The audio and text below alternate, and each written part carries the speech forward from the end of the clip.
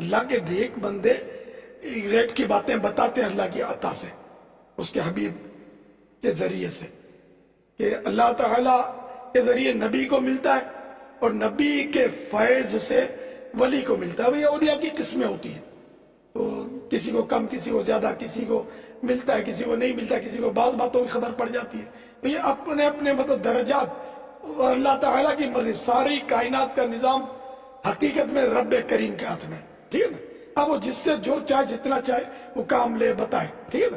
تو اگر اولیاء کرام کو پیشین گوئی کرے تو اس کو نعوذ باللہ ان بابا جیوں پر قیاس نہیں کرنا ہے، نہ ان سائنسدانوں پر قیاس کرنا ہے۔ اللہ کے نیک بندوں کا نظام یہ ایک اپنا نظام ہے کہ آپ کے بزرگ دلوں کا حال جان لیتے تھے۔ نبی اسلام کو بھی اسی وقت پتہ چلتا تھا جب دیکھ لیں غزوہ تبوک پہ جو کعب بن مالک پیچھے 3 صاحب رہ گئے تھے، بخاری مسلم میں ان کی توبہ کا واقعہ آتا ہے، قرآن میں بھی آیا ہے سورہ توبہ کے اینڈ پہ۔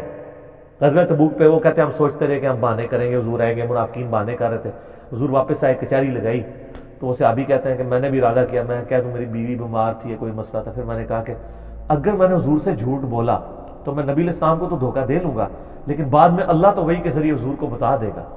ان کا یہ عقیدہ نہیں تھا کہ حضور کو پتہ چل جائے گا، ٹھیک ہے۔ یہ تو کہتے ہیں بزرگ دل کا حال جان لیتے ہیں نا، پرانیاں گلاں۔ اے بیٹھے ہوئے نا انجینئر، ان سے ذرا پوچھیں، یہ سول انجینئر ہیں، ان سے ذرا پوچھیں کہ مشین ڈیزائن کا فارمولہ اگر میں لکھ کے کسی بزرگ کو دوں وہ پڑھ بھی سکتا ہے اگر اس نے انجینئرنگ نہیں کی ہوئی؟ نہیں پڑھ سکتا۔ اگر ان کا یہ دعویٰ ہے کہ اللہ ان کو سکھاتا ہے تو میرا صرف ایک سوال ہے کہ اللہ تعالیٰ کو تو سول انجینئرنگ اور میکینیکل انجینئرنگ آتی ہے نا، ٹھیک ہے نا، وہ تو آپ کو یہ سارے فارمولے سکھا سکتا ہے نا،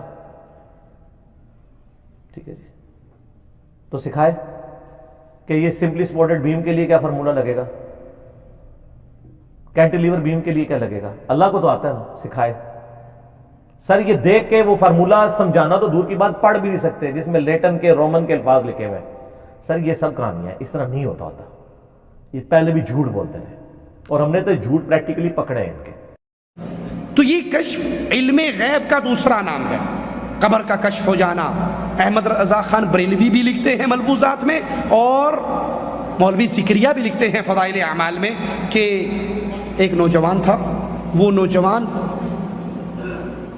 نوجوان مشہور تھا، اسے کشف ہو جاتا ہے جنت جہنم میں کیا ہو رہا ہے، ایک سیکنڈ میں پورا چینل چل جاتا ان کے سامنے۔ اچانک ایک دن بیٹھا روٹی کھا رہا، چیخ مار کے رونے لگ گیا۔